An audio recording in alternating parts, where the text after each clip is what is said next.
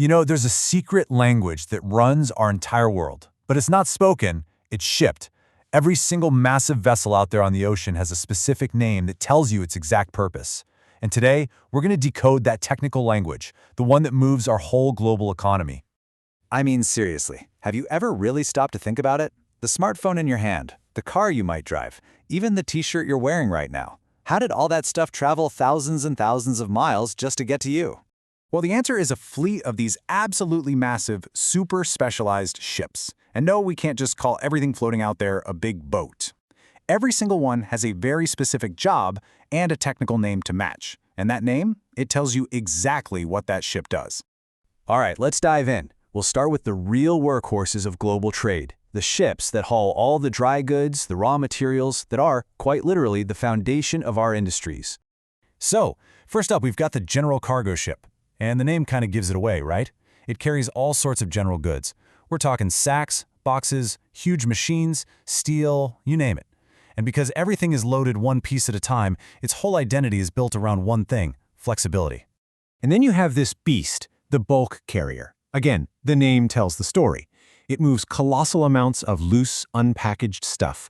Think literal mountains of grain, coal, or iron ore. These ships are the quiet giants of industry, hauling the raw ingredients for everything from our food to our buildings. Okay, so they both carry stuff. So what's the big difference really? It's actually super simple when you break it down.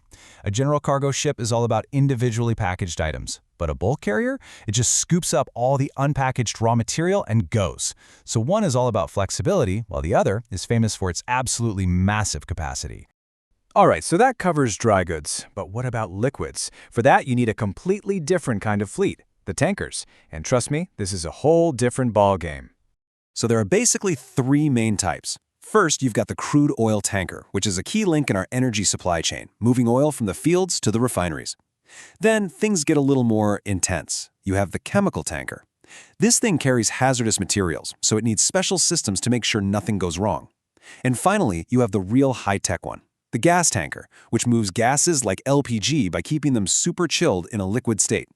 And yeah, that gas tanker we just mentioned, it's not just a ship, it's a mobile engineering marvel. Seriously, to keep all that gas as a liquid, it has to maintain incredibly cold temperatures and intense high pressure for its entire trip. It's just amazing. Okay, so we've covered loose goods and liquids, but let's be real, most of the products we actually buy come in boxes, don't they?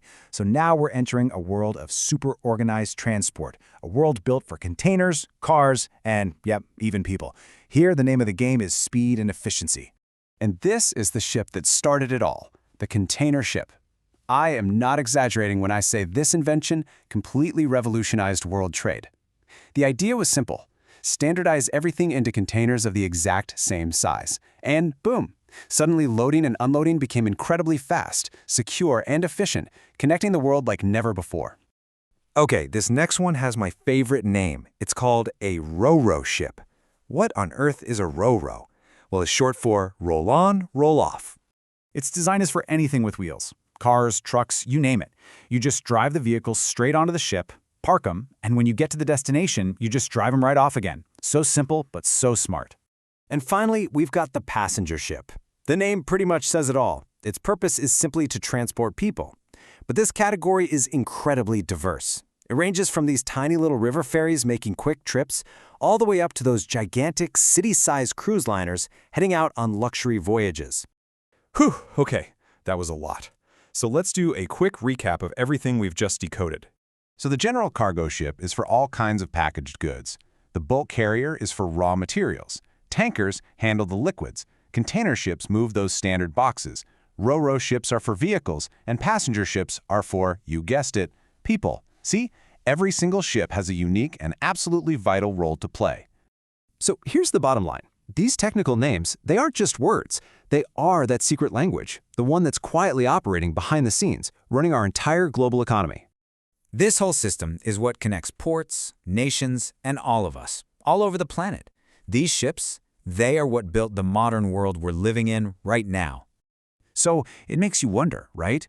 What will the next generation of ships look like? Are they just going to get even bigger, faster? Or will we finally design ships that don't harm the environment at all? That's a pretty important question for all of us to think about.